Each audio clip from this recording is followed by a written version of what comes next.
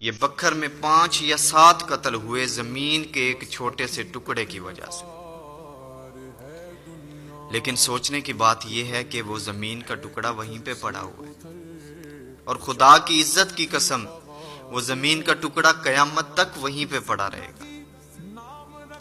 اور پھر سوچنے کی بات یہ ہے کہ اس زمین کے چھوٹے سے ٹکڑے نے، ہمارے جذباتوں نے، ہمارے غصے نے، ہماری انا نے ہمیں قبروں تک پہنچا دیا۔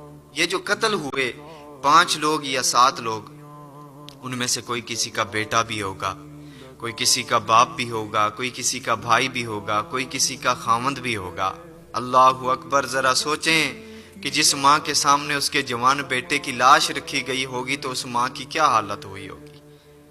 اب مجھے بتائیں کہ اس زمین کے ٹکڑے کی کیا اوقات اس باپ کے سامنے، جس باپ کا نوجوان بیٹا اس سے جدا ہو گیا، اس کو بڑھاپے میں اکیلا چھوڑ گیا۔ ذرا سوچیں اس زمین کے ٹکڑے کی کیا اوقات کہ جس نے ایک بیوی سے اس کا خاوند چھین لیا۔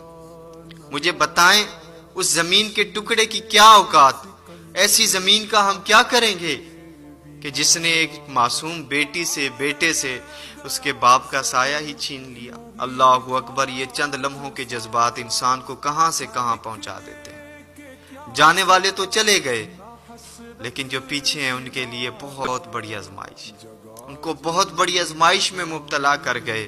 او میرے بھائی، ہم کب سمجھیں گے اس دنیا میں ہم خالی ہاتھ آئے ہیں اور خالی ہاتھ ہی جانا ہے۔ کسی کا پیٹ نہیں بھرا، کوئی نہیں راضی ہوتا کہ ہاں میرے پاس بہت دولت ہو گئی، اب مجھے اور نہیں چاہیے۔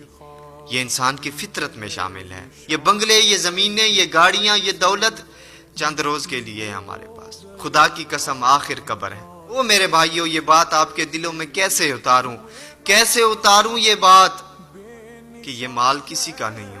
آج تم اس کے مالک ہو، کل کوئی اور مالک ہوگا، ٹھیک اسی طرح جیسے تم سے پہلے اس کا کوئی مالک تھا۔ آج تم مالک ہو، پھر کوئی اور ہوگا۔ اللہ اکبر!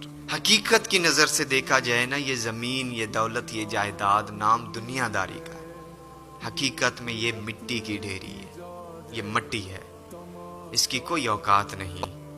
پھر صحیح کہا کسی نے کہ نہ کر بندیا میری نہ میری نہ تیری، 4 دناں دا میلہ دنیا پھر مٹی دی ڈھیری۔